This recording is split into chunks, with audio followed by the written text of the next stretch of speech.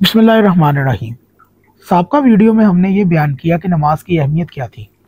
उसके बाद हमने मसाजिद की अहमियत और शिया के असूल दीन पर बात की, और उससे पहले हमने ये बयान किया कि अहले सुन्नत की किताब बुखारी और मुस्लिम में 7-7 हज़ार हदीस होने के बावजूद अहले बैत से हदीसें क्यों नहीं ली गई, और शिया और सुन्नी कुतुब में क्या फ़र्क है। अब हम आज की वीडियो का मौजू है कि इस्लाम में नमाज की अहमियत क्या है। इस्लाम में नमाज की अहमियत समझने के लिए यही बात काफ़ी नहीं कि आप सल्लल्लाहु अलैहि वसल्लम ने फरमाया नमाज दीन का सुकून है। तहजीबुल अहकाम।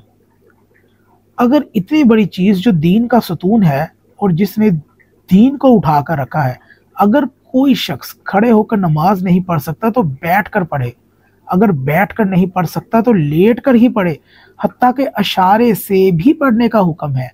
अरशाद रबानी है कि नमाज कायम करो और मुश्तकीन में से ना हो जाना। सूरह रूम की आयत नंबर 31। पैगम्बर ग्रामी फरमाते हैं कि ईमान और कुफर के दरमियान बस नमाज ही का तो फासला है। अकाबुल अमाल।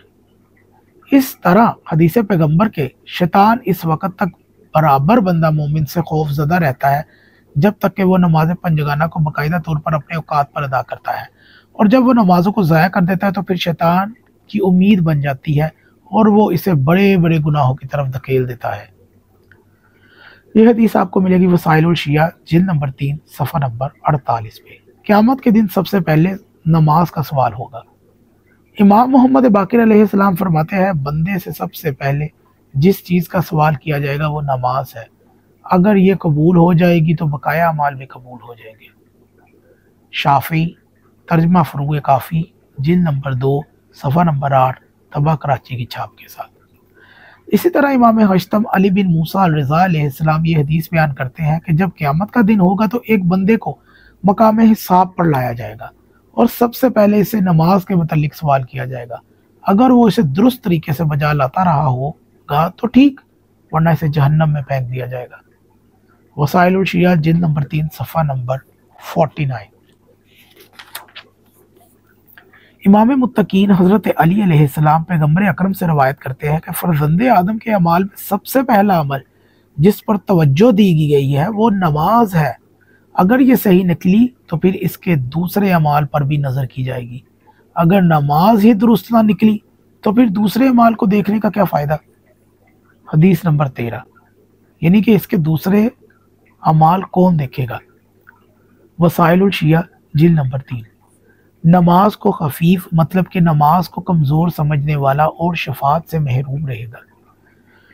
जो लोग नमाज की अहमियत नहीं देते, ये नमाज पढ़ने में सुस्ती का मुजाहरा करते हैं, वो इमाम मोहम्मद बाकर की बयान करदा हदीस पर गौर करें जिससे पैगम्बर अकरम सल्लल्लाहु अलैहि वसल्लम फरमाते हैं कि इस शख्स को मेरी शफात नसीब नहीं होगी जो नमाज को हफीफ यानी कि हकीर समझे। बखुदा वो शख्स हौज़े कौसर पर मेरी बारगाह में भी हाजिर ना होगा।